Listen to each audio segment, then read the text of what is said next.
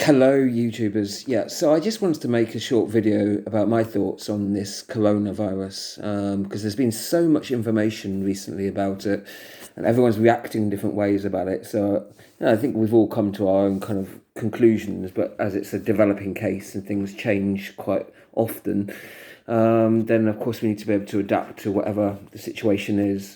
But I understand that the latest information, the statistics that I've been able to glean, there's around about 217,000 people from today that have been infected, and of that, about 8,000, more like 9,000 that have died now. I think 8,917. That was the current statistics at 8:30 this evening on the 18th of March. But I just wanted to put that in proportion because it sounds like an extremely terrifying sort of figure that actually 200,000 people infected, 8,000 have died. It sounds truly horrific when you think about those numbers. And I suppose, it is awful to think of people suffering like that, but to give you the proportion of that, if you take something like the flu, just conservative estimates say that over 500,000 people will die of various influenzas each year. Actually, we don't have a truly accurate figure of what that is. That's probably a lower estimate of it. Some of the lower estimates are 550,000, and that equates to 7,000 people dying per day if you average it out, although there'll be a higher death rate during other points of the year. And that's if you consider as well that there will be a large amount that are not being reported.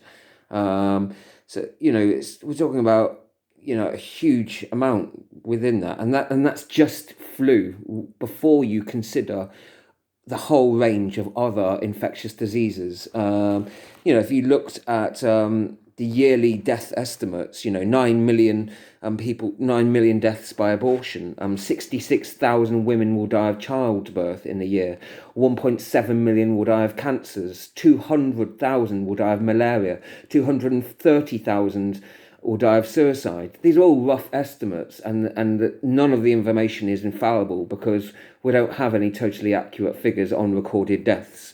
It's just a point of fact that in poorer countries, you're less able to make correct diagnoses. And in many cases, people will die with an undiagnosed condition, or where there's some doubt about quite what it was, or there will be no doctor and no kind of diagnosis at all in some cases. So they are only ever rough estimates, and nobody has access to totally infallible and accurate figures. So the different sources you look at can wildly vary, of course, depending on what you're taking into account. But if we're really looking at it, the deaths per year, if you look at it in proportion, influenza kills excessively higher numbers of people, huge amounts. We're talking about 500,000 people per year. That's just the conservative estimate. It wouldn't surprise me if there were hundreds of thousands more than that, in fact. That's just from the flu. It's just an umbrella term, of course, really, because there are lots of different infectious viruses, and it's quite hard to then decide what one is what. Sometimes if you don't know what you're testing for, how do you know?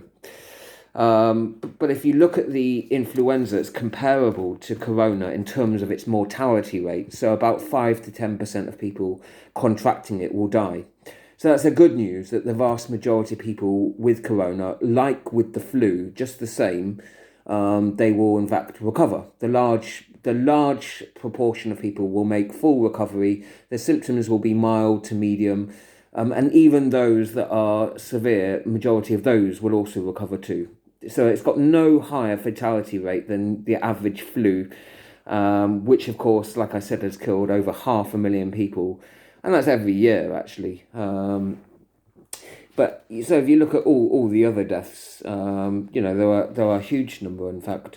But the statistics of it varies incredibly. So I think actually the concern now is probably driven by what could happen in weeks or months down the line. But how do we know that? How do we know what will happen? What is the guideline, or what's the use in making predictions?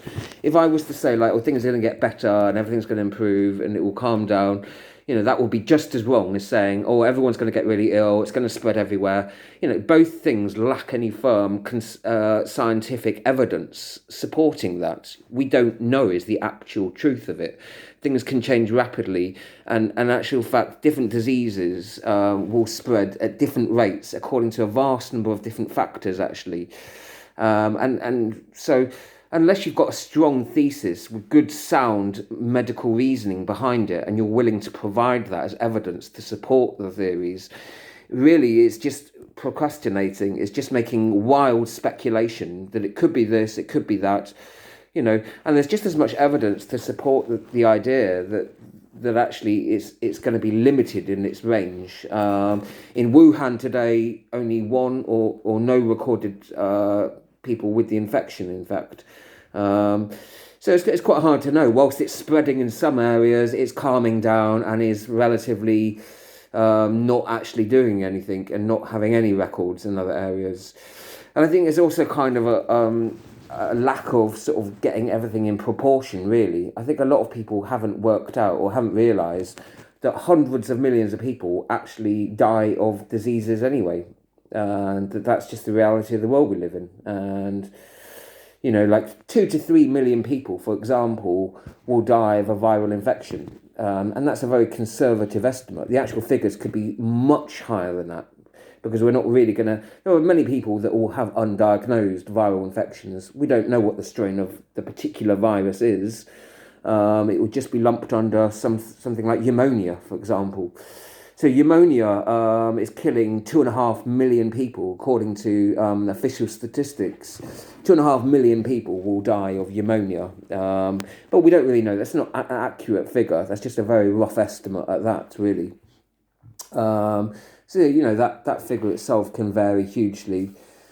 And, it's if you look at that over 10 years, that's 20 million people, isn't it, really, if you do the maths? It could be 20 to 30 million. In this millennium, we could have seen 60 to 70 million deaths from pneumonia. If you want to get things in proportion, and we are worried about 8,000 people having died of this, but tens of millions have died during this millennium from pneumonia. And that's just pneumonia. That's before we consider the deaths from TB, the deaths from HIV and AIDS. And we do have rough estimates for them, but they are rough. Like 41 million people roughly have HIV or AIDS. Of those, 360,000 have died this year. It gives you some sort of proportion, doesn't it, really? This year alone, 200,000 people have died from malaria.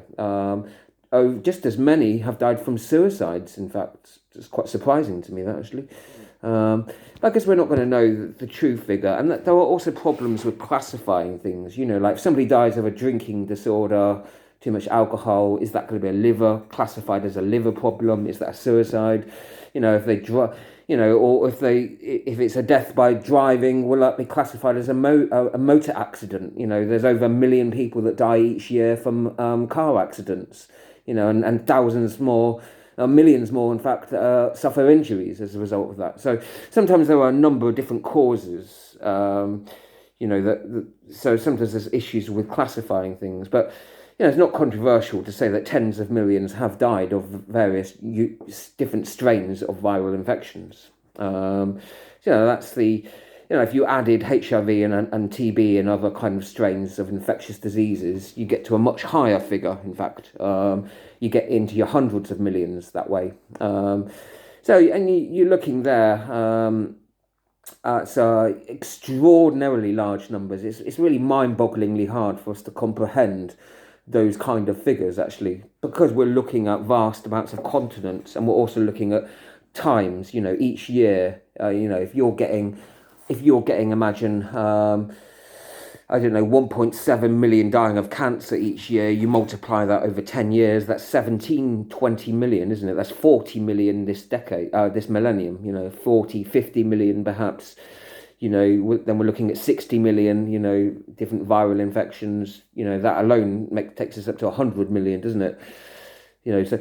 So if you start adding up the figures, it's incredibly. But I think if you probably would have to look at comparable time frames. So that's what I've been looking at, the deaths per year. This year alone of influenza, over 100,000 people have died, 8,000 of which are corona, perhaps. So that gives you some perspective. 9 out of 10 people dying of an infectious disease are not dying of corona, but of a multitude of other viruses that are being labelled as influenza. And actually, those statistics are likely to be quite conservative. They could be much higher because, like we've said, that there are many areas of the world where we're perhaps lacking good access to adequate medical care, and so we're not able to make correct diagnoses or to make sure that we don't know how people. We oftentimes don't know what conditions some people have. There are many undiagnosed conditions, even in relatively wealthy countries that have access to healthcare. With vast populations, not everyone perhaps has access, and there will be a poverty of information there as well. So all of those facts, are at best only a very rough guide, really, I would say. The vast majority of people dying of an infectious disease, have got pre-existing conditions. They have got other conditions as well. So you could almost say that it's the other conditions. They might have other infections. They might have COPD, emphysema. They might have brain disorders, dementia. They might have that affect their ability to look after themselves, for example. Or they might have a number of other conditions as well.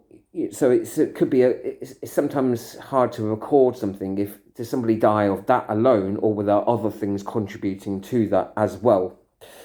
So there's a variety of ways that make it quite difficult to actually make statistics accurate. And so you've always got to sort of say, how accurate is anything, of course. And everything should be taken as a pencil and not a pen, and could be erased and changed at any time because our official statistics aren't accurate, and that's the truth of it. But even the rough estimates that we do have available give you a sense of proportion. That corona may be concerning, but only as much as there are so many other things that are just as concerning. But actually, I think the reassuring thing about that is that it doesn't have any higher mortality rate than all the other flus. That's good. So it's just like all the other flus in its terms of its mortality rate, 5 to 10%. So that means 90 to 95% of people that contract influenzas will get over it and do make a recovery. For some people with other conditions, that sometimes takes longer, can be a delayed recovery. Sometimes it can be more laborious and take weeks or months. We know from experience of relatives that are ill, people that have been through that. But even if it's a slow recovery, it still, happens. But I think other people, may find it a lot easier and will recover easier from it.